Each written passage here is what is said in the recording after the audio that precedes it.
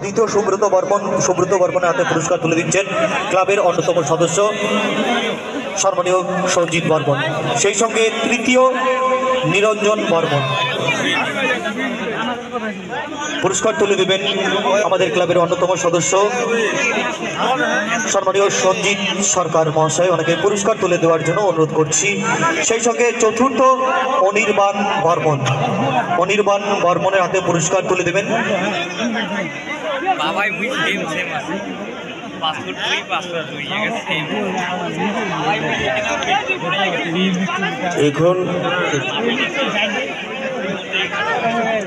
এখন ম্যারাথন দৌড়ে যে চতুর্থ স্থান অধিকার করেছে তাকে আমাদের ক্লাবেরই অ্যাক্টিভ সদস্য এবং তথা আজকের তথা বিভিন্ন উত্তরবঙ্গ জুড়ে যে ঘোষক আছেন সৌমিত্র বর্মন, তিনি তার হাতে পুরস্কার তুলে দিচ্ছেন।